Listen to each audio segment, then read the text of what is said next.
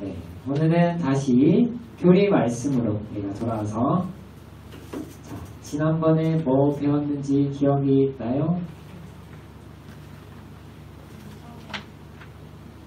그 전에 그 전에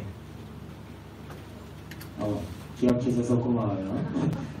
자, 우리가 구원을 우리에게 적용시켜 주시는 성령님에 대해서 배웠어요. 자, 여러분들이 이 순서는 꼭 기억했으면 좋겠습니다. 자, 소명, 중생, 회신, 믿음, 칭의, 양자대, 성화, 성도의 견인, 영화. 이 9가지는 여러분들이 꼭 기억을 해줬으면 좋겠어요. 자, 이 구원의 과정 동안 성령 하나님께서 우리와 함께 하신다고 이야기를 했었어요. 자, 7월 한 달은 우리가 여기에 대해서 한번 배워보도록 하겠습니다. 자, 그럼 그 말은 한 달 동안 이 순서를 잘 기억하라는 거예요. 자, 오늘 제목은 부르심입니다. 일명 콜링이라고 하죠. 이게 무슨 의미냐면 하나님께서 창세전에 구원하고자 했던 그 택한 자들을 이제 부르신다라는 말이에요. 그게 구원의 서정에서 첫 번째입니다. 자, 어떻게 부르실까요? 자, 우리 사진 한번 봅시다.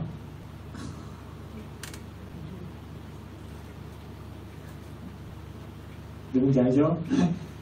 누구예요? 저승사자죠.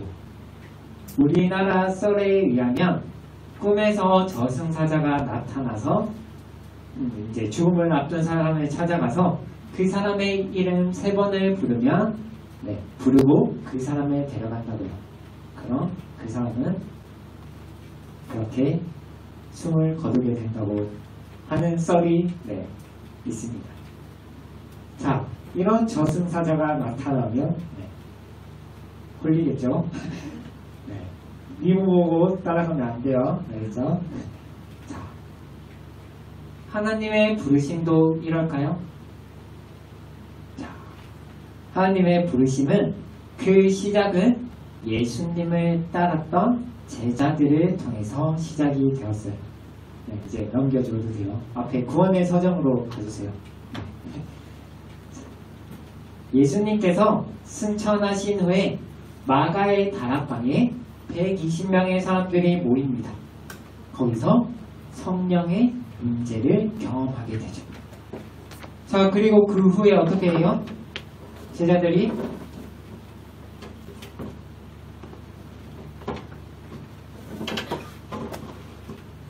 그 후에 이제 복음을 전하기 시작해요. 예수님에 대한 소식을 그들이 전하기 시작합니다. 제자들을 통해서 복음의 말씀이 전해지도록 하나님께서 일하셨다라는 거죠.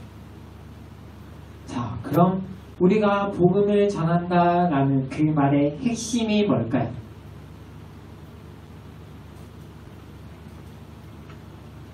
첫 번째는 하나님이 우리의 창조주이시다는 사실이에요. 하나님께서 우리를 지으신 분이시고 우리는 하나님의 피조물이라는 사실을 전해야 한다라는 거예요. 그리고 아담에 대한 이야기도 해야겠죠. 아담이 인간의 대표로 하나님께 불순종했다는 그 사실도 전해야죠. 그 결과로 어떻게 되는지 우리가 배웠죠? 모든 인간이 하나님과의 관계가 끊어졌고 하나님과 적대 관계가 되었다는 그것도 전해야죠. 그런 죄인으로 우리가 하나님의 심판을 받게 되는 것. 근데 여기서 끝나는 게 아니라 정말 핵심 내용인 예수 그리스도에 대한 내용도 전해야죠. 예수 그리스도를 이 땅에 보내주셔서 우리의 모든 죄를 지시고 십자가에 죽으시고 부활하셨다는 사실을 이 복음을 전하면서 전도를 하면서 이러한 내용을 전해야 한다라는 거예요. 누구처럼? 제자들처럼. 근데 이런 복음을 전하면 사람들의 반응은 어때요? 어때요? 좋은 것 같지는 않아요. 그쵸? 갑자기 찾아와서는 당신은 죄인입니다 라는 말을 들으면 솔직히 기분이 나쁘죠. 그러한 상황에서 우리는 어떻게 해야 될까요? 우리는 이 사람이 어떻게 반응하냐 거기에 고민하는 것이 아니라 우리는 그래도 복음을 전해야 한다는 거예요. 이 사람이 구원을 받고 안 받고는 누구의 손에 달려있어요? 하나님의 손에 달려있는 거예요. 우리가 복음을 전해서 한 명이라도 교회에 데려와야 한다고 한다면 우리의 전도는 실패죠. 왜? 봐봐요. 아무도 없습니다. 우리만 그럴까요? 예수님도 사도 바울도 실패자죠. 왜? 가는 곳곳마다 어떠한 반응이 있어요? 거부의 반응이 있잖아요. 우리가 몇 명에게 복음을 전했다는 것보다 한 명에게 복음의 정확한 내용을 전해야 한다는 게 중요한 거예요. 자, 이렇게 복음을 전하면 두 무리의 반응이 생겨요. 하나는 전혀 관심이 없는 무리들, 그리고 복음에 반응하는 무리. 자, 우리가 지난번에 하나님께서 구원을 하겠다고 택한 사람들은 이 부르심에 반응할 수밖에 없다고 했었어요. 자, 이걸 교리에서 효과적인 부르심이라고 합니다. 자, 우리 소연이 문답 31문 한번 봅시다. 자, 효과적인 부르심은 무엇입니까?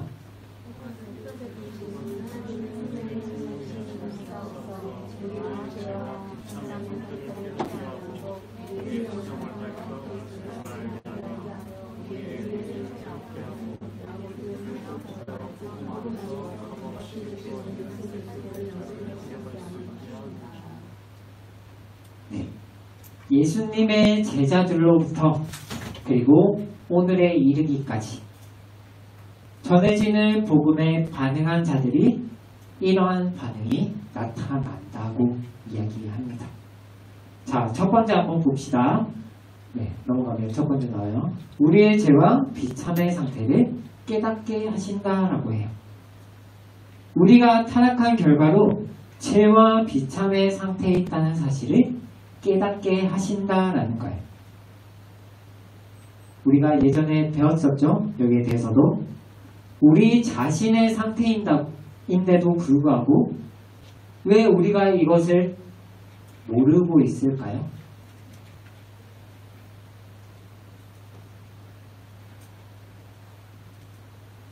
우리가 죄와 비참에 있는 상태가 우리는 당연하다고 느끼는 거예요. 근데 하나님께서 택하신 자들의 반응을 일으키지 않으면 우리는 어떤 상태에 있는지 우리가 알 수 없다라는 겁니다. 우리가 얼마나 영적인 죽음의 상태에 있는지 성령님께서 깨닫게 하지 않으면 우리는 모른다라는 거예요. 그렇게 하는 말이 뭐냐면, 사람들이 하는 말이 뭐냐면, 나 나름대로 착하게 살아가고 있는데 뭐가 문제냐 라는 이야기가 나오죠. 예수님은 필요 없다고 이야기를 합니다. 그러니 복음을 전하면 내가 왜 죄인인데 라는 반응이 나오는 거예요. 왜? 내가 어떤 상태인지 모르니까.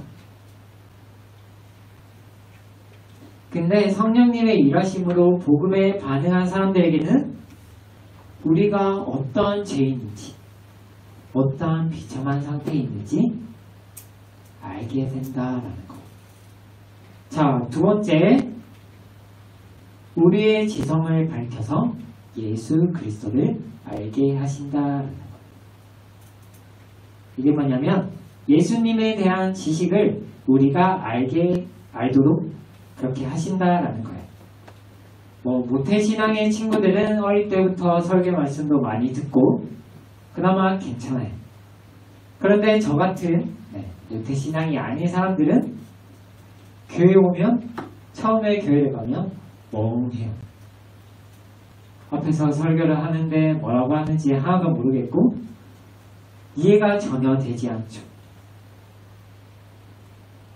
처음으로 교회를 가서 눈만 멀뚱멀뚱 있다가 집에 가는 거예요.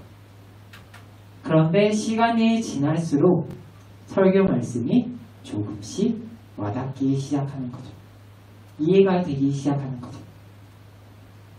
성경 안에 담긴 예수님을 통해서 우리를 구원하시는 그 말씀을 우리가 조금씩 이해하는 거죠. 2000년 전에 일어난 나와 상관없어 보이는 그 일이 예수님께서 우리를 위해서 행하신 일이라는 사실을 깨닫게 하신다라는 것. 그리고 우리가 앞으로 살아가면서 더 많은 예수님에 대해서 더 많은 지식을 배워간다라는 것. 자, 세 번째, 우리의 의지를 새롭게 하신다라는 합니다. 자, 조금 쉽게 설명을 하자면, 자, 이제 교회를 다니기 시작을 했죠? 이전에 살아오던 삶과는 달라져야죠. 이전에는 주말엔 늦잠도 자고 친구랑 놀기도 하고 했다면 이제는 주일에는 교회를 가야 한다는 그런 마음이 생기기 시작하는 거죠. 설교 말씀을 듣고 이렇게 살아야지 하는 마음의 반응도 생기고 그런 마음의 변화를 이야기하는 거예요. 근데 이런 마음의 변화도 누가 그렇게 하도록 하신다고요? 성령님께서. 자, 네 번째, 우리를 설득해서 예수 그리스도를 영접하게 하신다라고 합니다. 우리의 마음을 설득시켜서 예수님을 받아들일 수 있도록 마음을 변화시켜 주신다라는 거예요. 근데 이상하지 않아요? 왜 설득이라는 단어를 쓸까요?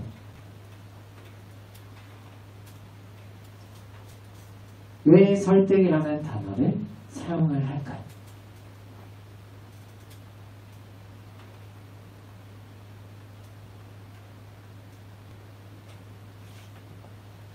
이 일이 가능할 수도 있어요. 가능하지만 내가 이 일을 원하지 않을 수도 있잖아요. 이해가 됐어요? 내가 지금 마음에는 예수님을 받아들일 준비가 안 됐는데 성령님이 일하시면 이 일은 가능한 거잖아요. 근데 하나님께서는 그렇게 강제로 우리가 이런 일을 경험하도록 원하지 않으시기 때문이에요.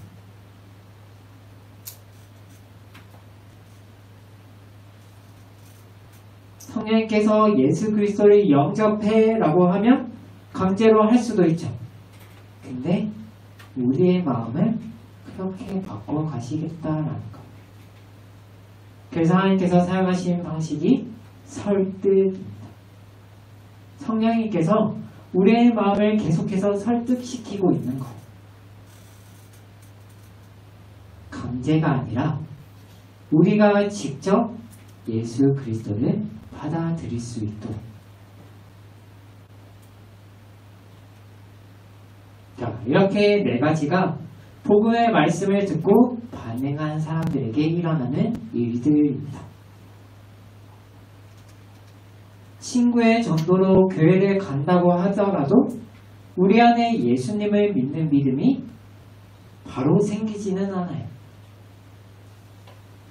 내가 얼마나 죄인인지 깨닫는 순간이 찾아오고요. 그렇게 우리의 고백에서 진실된 회개가 일어나죠. 그리고 예수님께서 우리를 위해서 우리를 구원하기 위해서 십자가에 죽으셨다는 그 사실을 이제 마음속으로 깊이 받아들이는 때가 온다라는 거예요. 제가 이걸 경험한 거죠. 제가 중국 한인교회에서 처음 교회를 다녔다는 사실은 제가 자주 얘기를 설교 때 했었죠. 자, 중국에서 생활을 하다 보면 제일 생각나는 게 뭘까? 뭐라고? 이거 뭐라고? 김치. 그렇죠. 한국밥이 제일 생각이 나요. 그래서 친구가 어떻게 저를 존대했냐면 교회 가면 이제 한인교회다 보니 이제 사모님이 한국밥을 해준다고 꼬시는 거예요. 그래서 고민을 했죠. 처음에 솔깃을 했다가 이제 한두 번 튕겼어요. 그러다 이제 중국에서 학교 주변에 이제 구경할 거 다 구경하고 그러다 이제 심심해서 교회 가볼까 하는 마음이 들더라고요. 그래서 하필 그날 교회에서 체육대회, 종교인 체육대회를 한다고 해서 따라갔다가 그게 시작이 되었죠. 복음의 말씀을 들은 건 아니지만 어찌어찌 해서 교회로 갔어요. 근데 아까도 얘기했지만 처음에 가서 목사님이 하는 설교가 무슨 내용인지 1도 몰랐어요. 그냥 듣고 흘리고 그런 시기를 보냈었죠. 이제 그러다가 이제 선교를 준비하던 시기가 왔었어요. 필리핀 선교를 준비를 하면서 그날따라 기도가 너무 안 돼서 무엇을 기도하면 좋을까 눈 감고 가만히 생각을 하다가 제게 십자가를 보여주시는 거예요. 근데 왠지 모르게 그거 보고 펑펑 울었어요. 그래서 뭐라고 했냐면 왜 아무런 죄 없으신 예수님께서 나 때문에 죽어야만 했을까? 미안한 마음이 계속 드는 거예요. 그렇게 제가 저의 비참과 죄의 상태를 깨닫게 하신 거죠. 그러고 나서 무슨 마음이 들었냐면 예수님에 대해서 궁금해졌어요. 어떤 분이시길래 나에게 이렇게까지 하실까?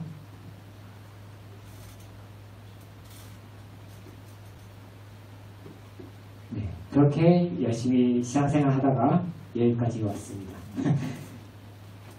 너무 갑작스러운 일이다 보니 그때는 이해할 수가 없었어요. 왜 내가 이렇지? 거의 눈물이 없는 사람이긴 한데 그렇게 이제 이해할 수 없어서 그래서 목사님한테 얘기하기도 하고 이제 그 당시 리더였던 형한테도 막 얘기하기도 하고 근데 지금은 알죠. 이런 과정을 제가 경험했다는 것을. 하나님께서 나를 구원하기 위해 창세전에 택하셨고 여기까지 나를 이끄셨고 그 사실은 지금은 알죠. 자, 그래서 결론. 그럼 우리에게 무슨 유익이 있냐? 그 부른 사람들의 그 반응에서 모인 사람들에게 무슨 유익이 있길래? 자, 오늘 본문은 13절, 14절만 한번 봅시다. 이를 위하여 우리의 복음으로 너희를 부르사 우리 주 예수 그리스도의 영광을 얻게 하려 하십니다. 이해가 됐어요? 예수님께서 받으셨던 그 영광을 누구에게도 주시겠다고요? 누구에게도? 우리에게도. 그게 뭘까요? 자, 오늘 우리가 처음에 봤던 그 구원의 서정, 마지막에 누릴 영화의 모습.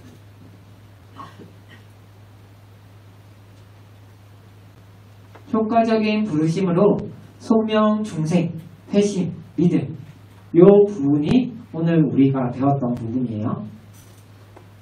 앞으로 사격을 칭의, 양자대, 성화, 성도의 견인을 통해서 마지막 단계인 예수님께서 받으셨던 그 영광의 자리에 우리도 함께 들어간다라는 거예요. 그 유익을 얻게 하겠다라는 거예요.